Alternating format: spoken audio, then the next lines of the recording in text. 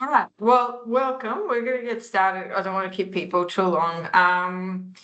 So first of all, this is definitely not. Hi, Emma.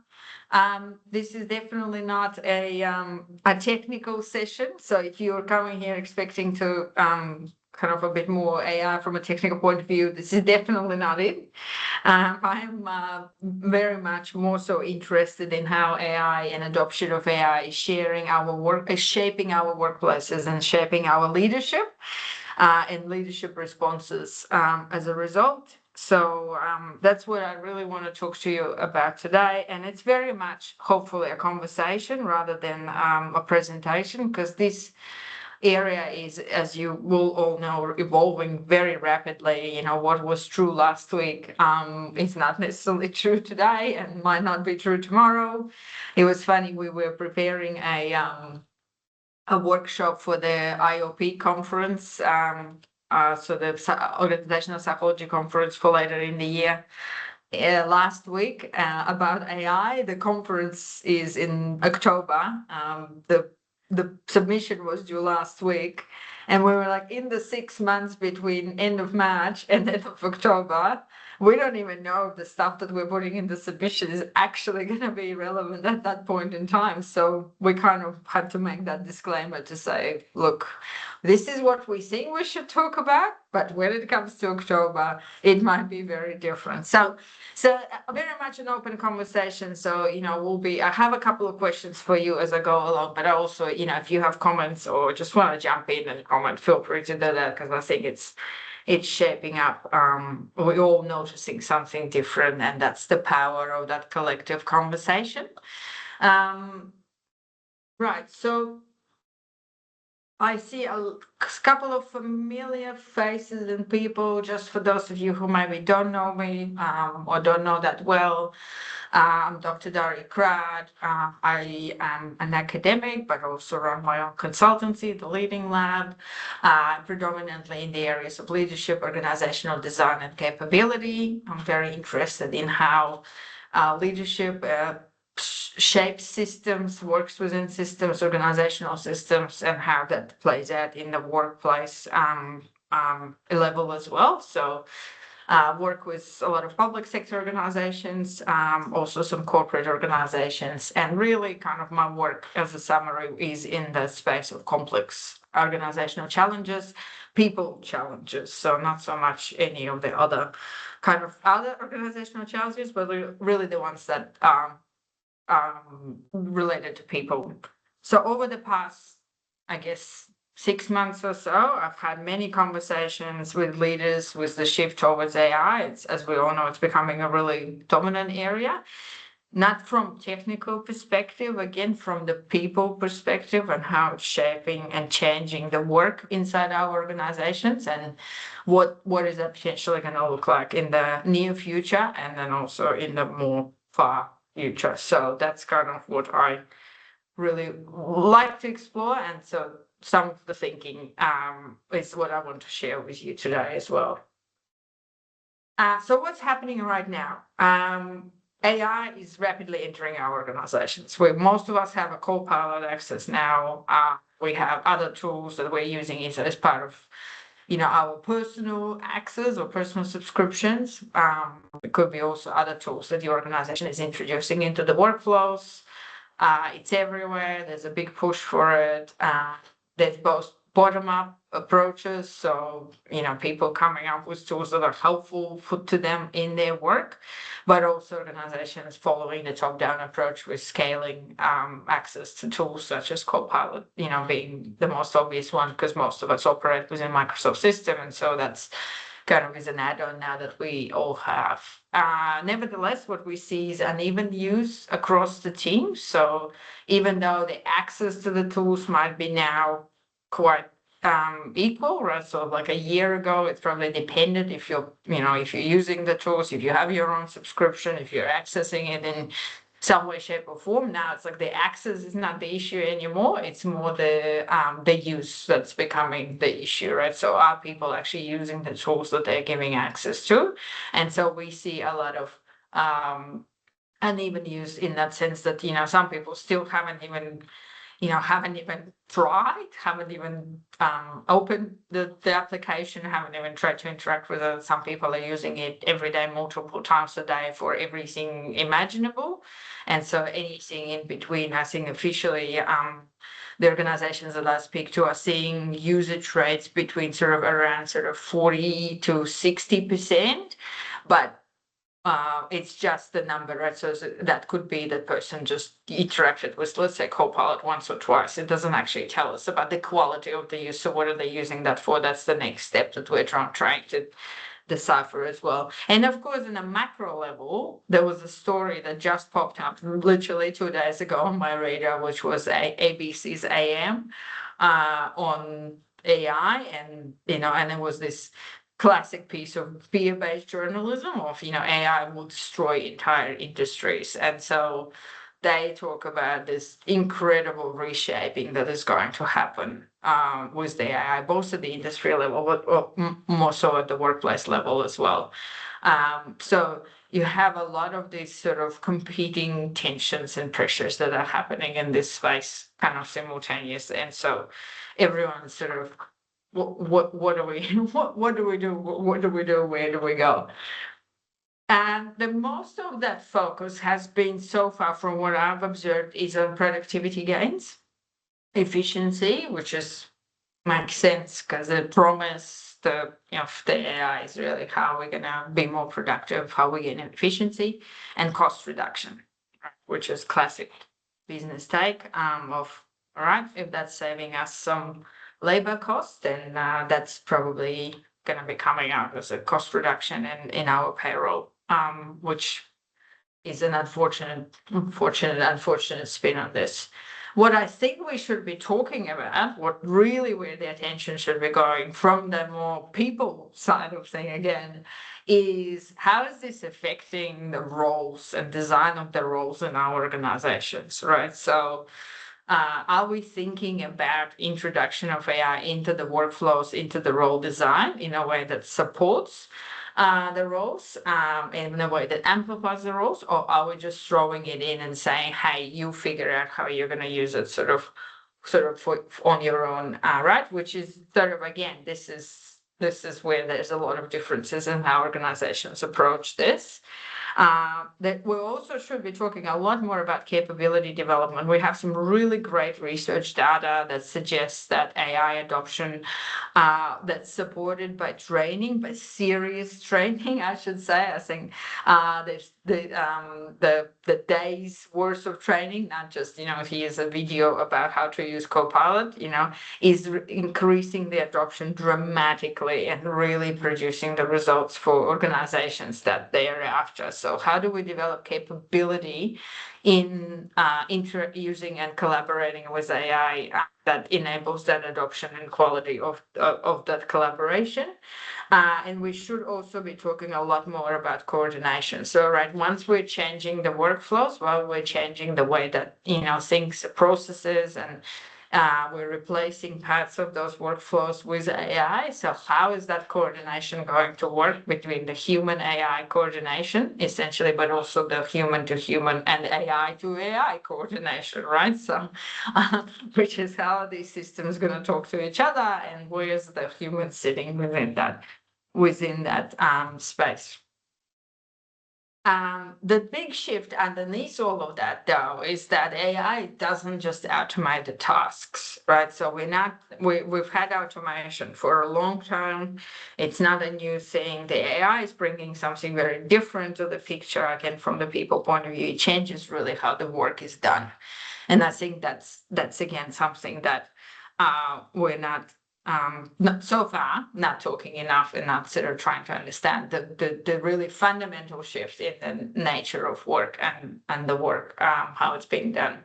So how it's changing how people contribute, how the work that they do, what does contribution mean, what does expertise mean, what is the meaning and the value of expertise, and how that expertise actually develops over time.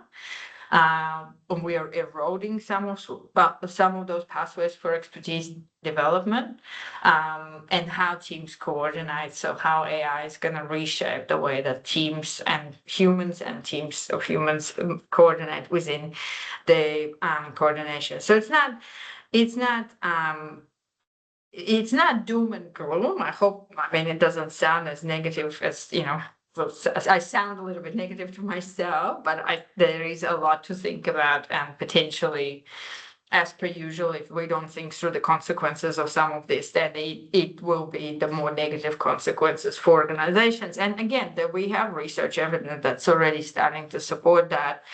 That collaboration with AI in one study was found to lead to work alienation among employees, and in turn that work alienation actually contributed something they called work expediency. And I was looking at this research article and I was like, what do they mean by work expediency? Doesn't it sound great? It's like kind of expediting the work, doing the work faster. And what they actually meant by that is quite a negative effect, where work expediency is basically people just trying to get the job done as fast as possible at the expense of quality of that work, and they're doing it for a serving purpose. So they're doing it just to kind of get it done, tick the box, it's done. I don't care how well it is done. I don't want to check AI's output. I don't want to kind of worry about that too much. You can imagine that in all of this is organization the one that is the loser, because, they get lower quality output. They potentially get mistakes in there that go unnoticed. And so it's really, if left kind of unchecked and unmatched, we're just throwing AI at people. It does not seem to be necessarily leading to these fantastic effects. Yeah, thanks, Danny. So yeah, performance conversations are probably also going to start changing quite a bit as a result of that, for sure. Yeah, can you imagine? Yeah, how do we even? That's the other thing. How do we even think about performance in this context? So what constitutes performance, right? What are the KPIs? What is the? So that's a whole other expertise related area. So anyway, so that's kind of what I am saying. I'm really curious to hear what you are saying. Are you seeing any of these shifts around you? Are you noticing the way that people are responding to AI? Anything like that, just to sort of get anyone else's reactions, or you can use the chat. You can jump into the conversation if you would like to.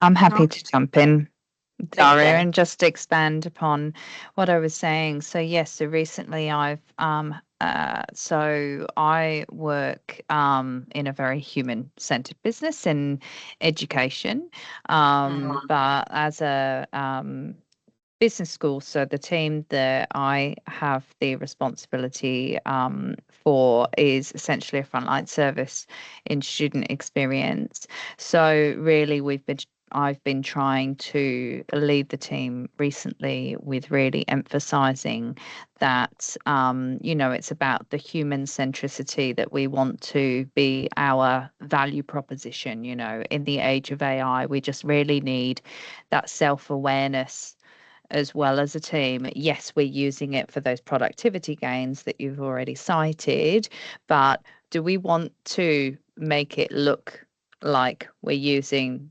AI as the students do, just through not editing, not bolding out everything, particularly, as an educational institution, we're seeing a massive increase in students misusing AI and, unethical AI use as well. So it's that incidental teaching that they're seeing. Well, they're using it, for their gains, so I can use it for mine. So it just becomes a bit of a cycle with the customer, who's the student, and us who's then interacting with them. Yeah. So really, really reshaping that interactions and the workflows really, and the interactions and coordination as well. Yeah, thanks for that.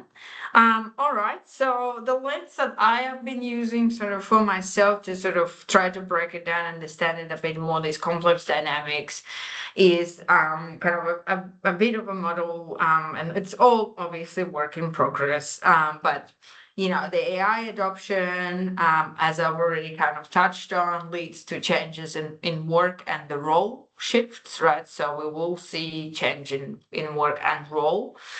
From there, those changes, in those shifts and those changes, I've started to try to explain them and kind of categorize them and summarize them using this Feel, Think, and Connect framework, which I'll talk a little bit more about on the next slide. So, to try to keep it kind of a bit more contained in terms of all of the complexity. That those changes at those individual level obviously will scale up to the team level and eventually will scale up to organizational system level. So we will see shifts in organizational systems. And so I'll share with you some of my thinking and academic thinking and what I'm seeing around as well, and how that's likely is going to start to play out. And from there, ultimately, of course, we're going to see some shifts in the outcomes, right? Organizational outcomes, really at the high levels of organizational functioning. So the outputs, the productivity, the efficiency, but also things like satisfaction, retention, engagement. The people metrics that we, sort of I care about more. I know the other stuff is really important, but my take is on more the people side of things. So let's have a closer look at this Feel, Think, and Connect. So I've broken it down, sort of the task shifts at that individual level, at the role level. Really, I can have, to make fall kind of into three different sort of categories. So with Feel, it's more about the experience of work.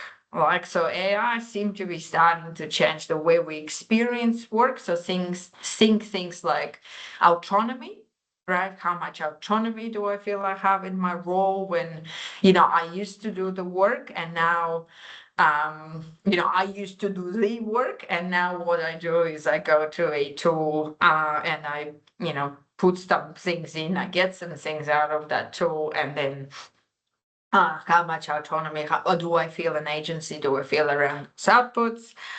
It's going to change. Potentially, it's gonna start changing motivation we have for work, and that's because we know that intrinsic motivation, even extrinsic motivation, is tied into the work itself. So doing the work, I am doing the work, right? And that's where the motivation is coming from. So when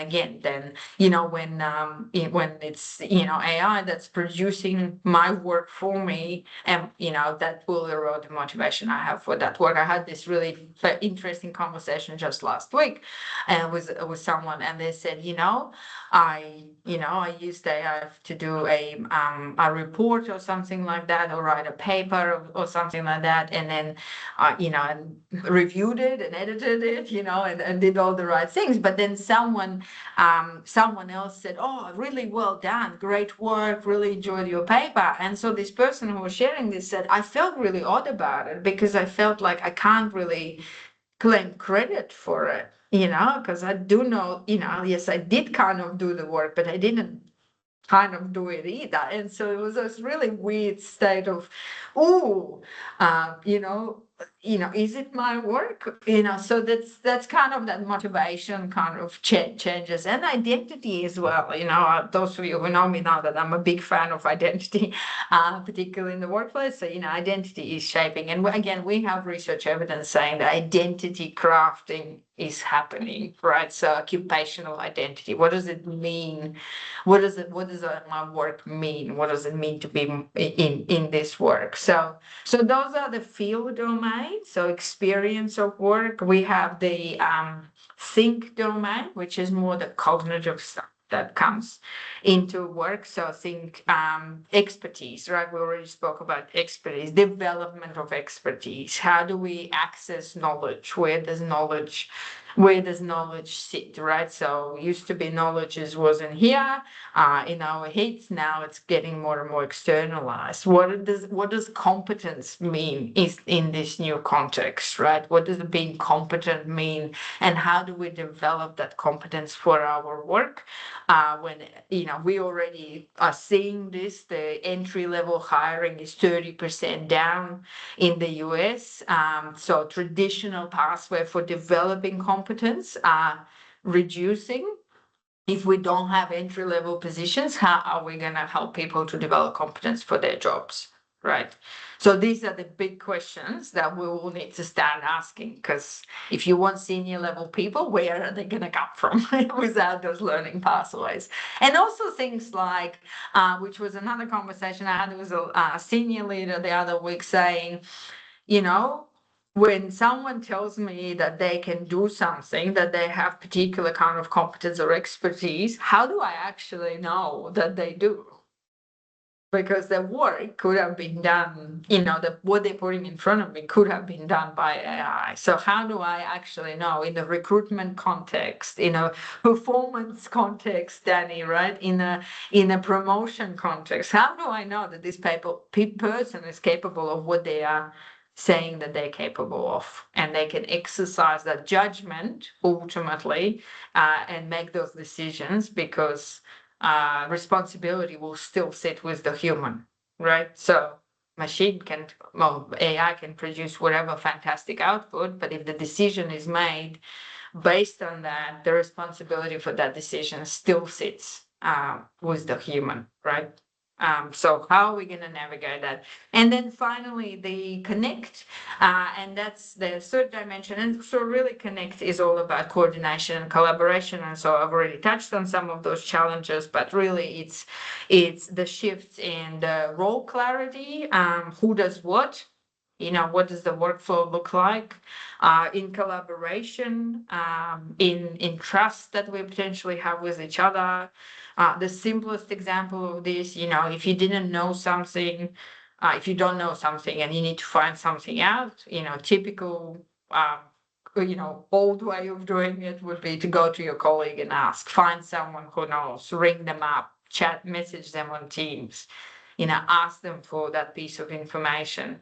With Copilot now, especially when it's plugged into your enterprise system with your SharePoint, you can type in the question, you can find out that information. It's actually pretty good at pulling that stuff out, right? It's quite efficient. You're not relying on someone's memory for something. You can pull out the document and say, here's the policy, or here's the document. But if you're not having that conversation with a colleague, over time, that is also eroding the relationships, right? So, and we already know loneliness is a huge problem as a society, but also in the workplace. There is research that's saying loneliness is on the rise. And so, is this going to contribute to more of those kind of developments in the work? So that's the shifts. Again, I'm sounding quite negative. I'm trying desperately not to sound too negative, but I think there's things that are going to play out, and there could be positive things out of this as well. Don't get me wrong, but we just need to be, as usual, quite careful in terms of understanding what the implications are and how it's going to play out, and how do we proactively think about anticipating. Thanks, Emma. So that's the role level, right? That's the individual level. We then are going to see this more around the system effects, right? So again, from the field, so changes in agency, ownership, identity, that will impact our engagement. That's the metric that most organizations currently track with their workforce. That is going to impact on retention, on turnover, and it's going to impact on leadership credibility, right? So there will be that flow-on effects into those systems, the higher level, or impact at the organizational level.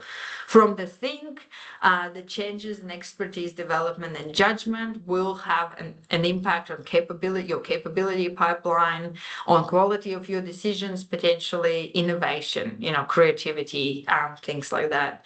From the connect, so changes in collaboration and coordination will have an impact on your operating model effectiveness and things like cross-team collaboration. So from those individual role changes, it will start scaling up kind of and impacting some of those larger pieces. So again, just to pause here, is this resonating with what you're seeing in your organizations around you? Are you seeing something else? Rebecca is nodding. Anything else you think is worth adding to this conversation at this point? Again, you can use the chat or just jump in and tell us. I'll jump in, Daja. What I'm seeing is I work for an entrepreneur-led organisation where technology and change has been pretty important. But I see that the overall issue here for us is leadership and leadership of this company, but our entrepreneurial leader is pushing AI super hard without considering the things that you're talking about. So I'm seeing that what you're saying, like the impact on the people, this is very valuable for me to hear this. Yeah. But and I understand your hesitation to be negative. I hesitate to be negative as well, but we are at such a massive turning point and change, it's hard not to be, because ultimately none of us really want the change.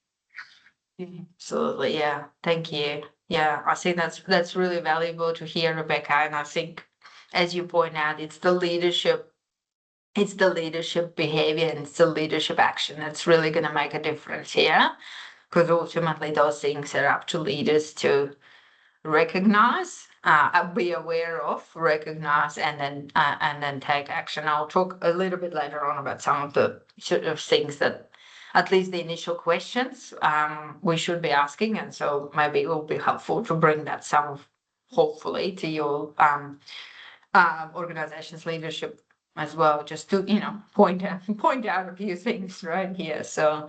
I'm in the leadership. I am in the leadership group, so I'm the CEO stuck between someone very forward-facing, but who hasn't done a great job of building a proper leadership culture.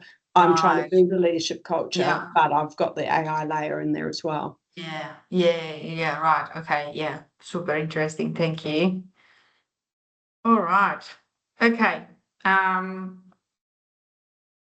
If you think of anything else, feel free to type in as well. I think D is typing, but I'll move on as well. So if we think about AI adoption as a transition, not a switch, and obviously this is will be quite known to, I think, all of the people here, that it does take time. It's a process in itself, and it can be quite a messy process, and it's in some ways not much different from what we've seen before with digital transformation or automation or introduction of new technology.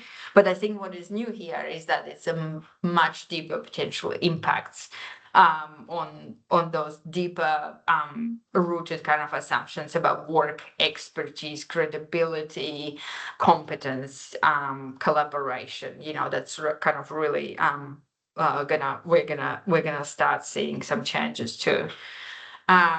So in terms of transition, so what we're seeing right now, I think, is that, before it's pretty clear. We had roles that were defined by human execution. We had expertise developing through doing, and we had established coordination patterns, not necessarily true for everywhere and all the time, but that's what's shaping.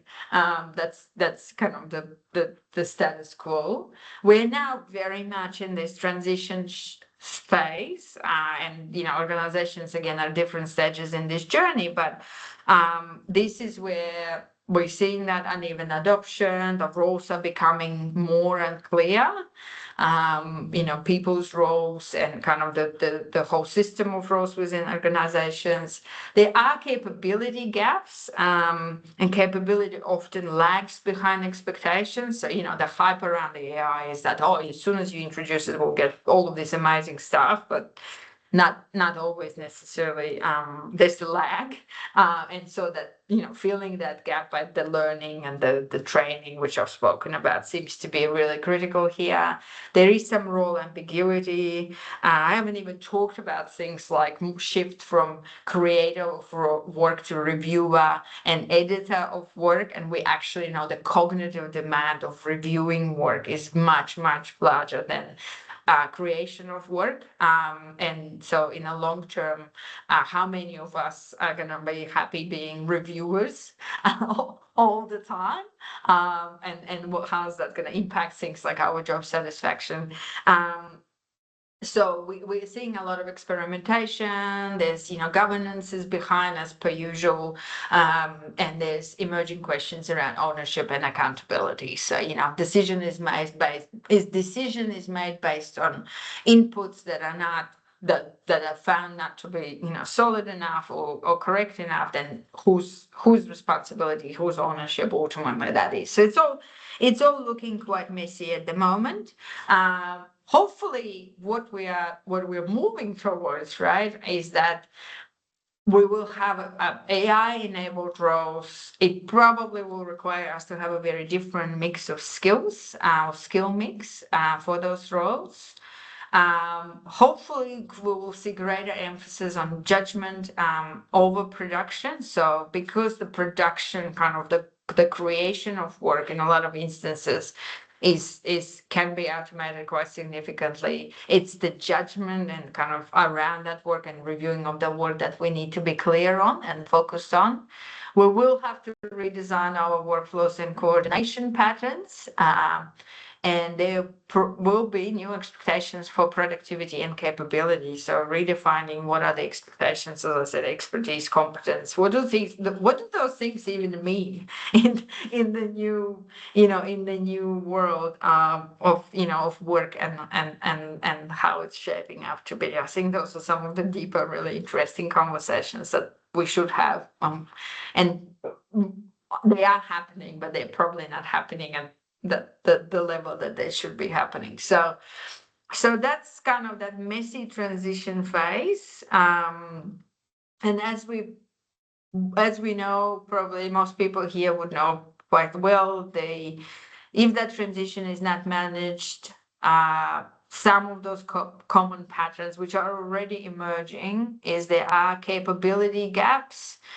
So again, outputs that people are generating now using AI don't equal their understanding of that work, or their ability to evaluate that work critically.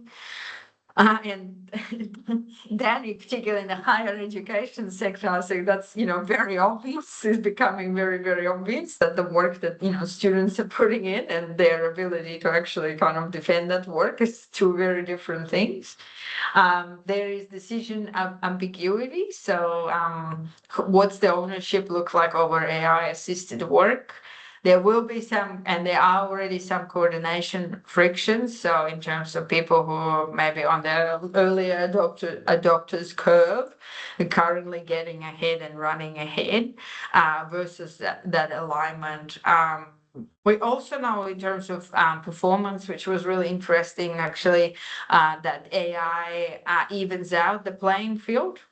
Which sounds like a really good thing. So it's actually AI is much more beneficial for lower performers, because they can really then the quality of their work really goes up. But for high performance is actually sometimes is detrimental for their performance, because they suspect it's because it's eroding the need for judgment and critical thinking. So in simple terms, people are lazy. If they can get away with something without much effort, they try to get away with it. So for high performance, that can actually be a detriment to their performance. So it's evening out the playing field, which sounds like really good news, right? So we don't have such a big curve anymore when it comes to performance. But where it's a problem is that how do we then differentiate? How do we differentiate high performance or solid performance from low performance, and differentiate also in terms of capability building, right? So we can't tell the difference, then that creates issues for capability pipelines, for succession pipelines, for performance reviews, as we've already mentioned. And disengagement. Ownership is really important. Ownership of work is fundamental to our psychological well-being. If we don't feel like we own the work, what implications will that have to our, engagement with the work? So there's potential for disengagement. And again, as I've already cited, a research study that is happening. So that's already the reality. So kind of a bit of a thinking question maybe for the group. If AI frees up 20% of your team's capacity, what should they focus on instead? As leaders, like, where would you put that capacity towards? Where does your mind immediately go when you think about this? Just feel free to type in a word or two, or just even a shout out and jump in.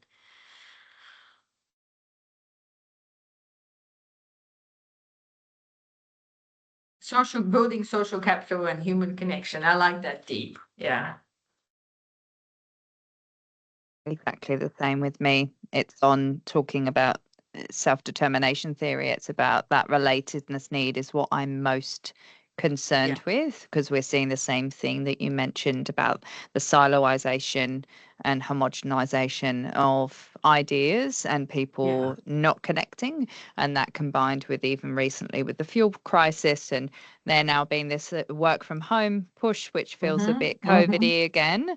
That's going to, I think, just amplify the loneliness, the and the diversion and things, division, between teams, which is going to be a problem. Yeah, definitely. Yeah, thank you. Yeah, so kind of the crux of it. This is the leadership question, right? This is the big leadership question behind all of this, is that, taking the lead on creating the conditions that capacity, that freed up capacity, actually flows towards the things that we wanted to flow to, right? So and so in the first instance, defining it, what is it that we actually want, right? As an organization, as leadership group, where do we see this gain? Where do we think these gains would be really beneficial to us? And then also, how do we create conditions for that capacity to actually flowing towards that? Because realistically, if you leave it on its own, that's not going to kind of automatically happen, right? So the leaving it up to individuals to decide what to do with the freed up capacity.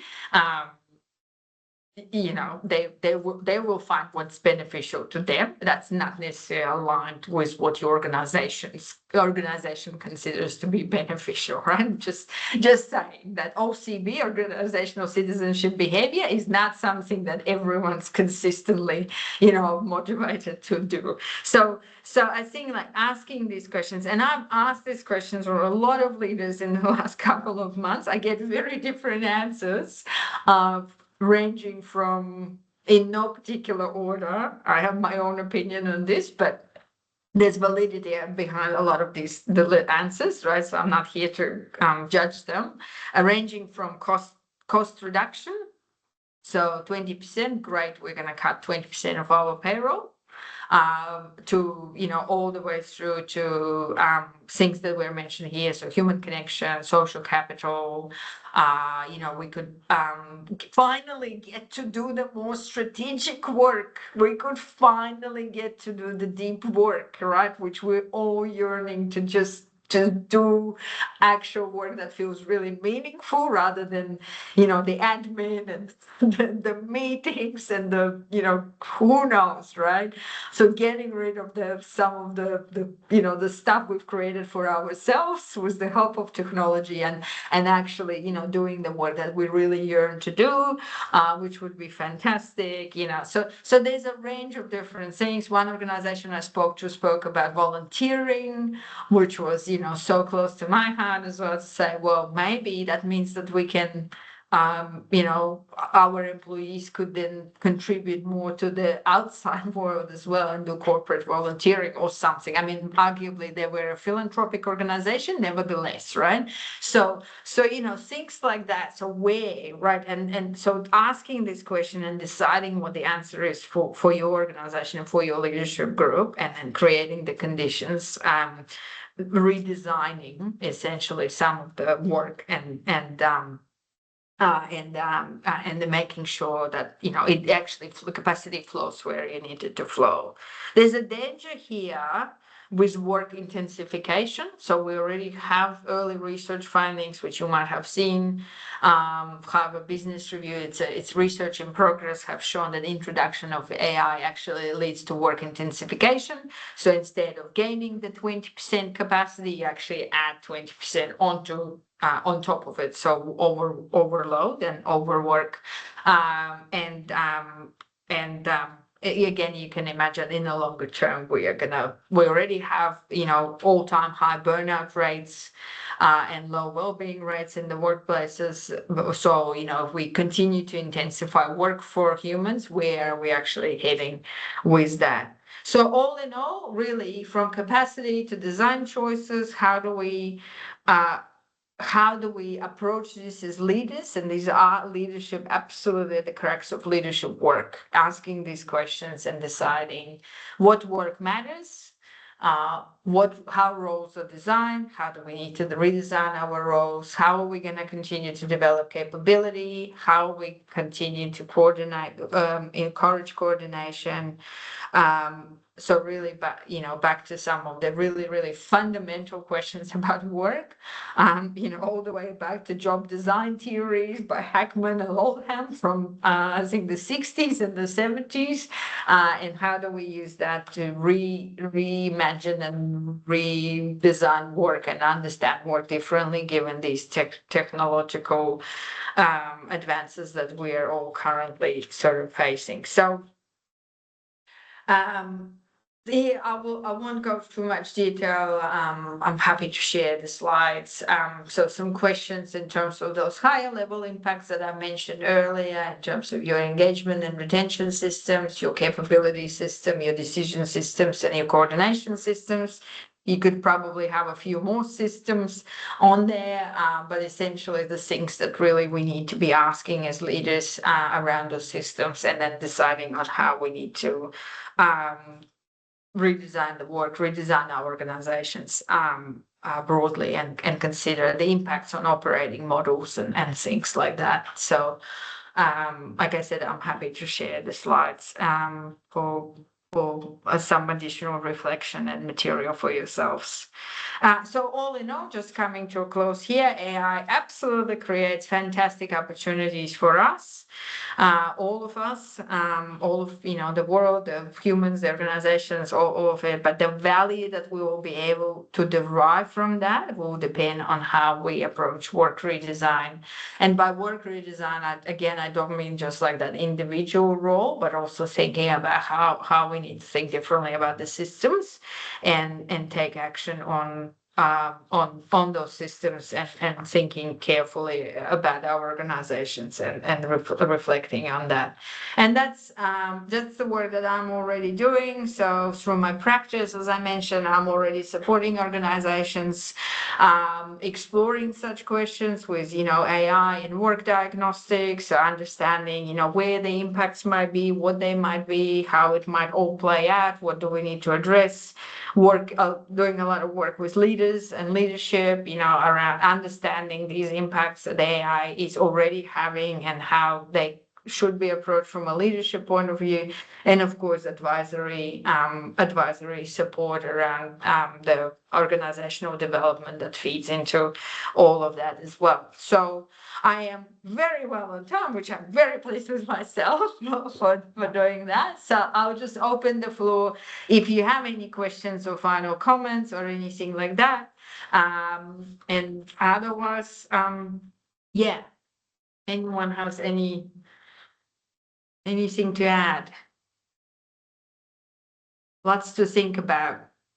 Yes, great. stimulating. That's great, Dee. Thank you. I do want to do that, so that's fantastic. Thanks very much, all of you, for joining me. I will make this recording available, and also I'll share the slides with the group and other people who registered, but obviously couldn't attend today. And yeah, hopefully another conversation in the near future, maybe deep diving in one of these areas and sharing more about what we're seeing.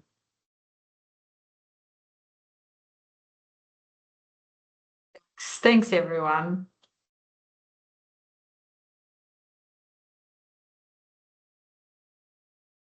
Thanks, Daria. Bye. Thank you.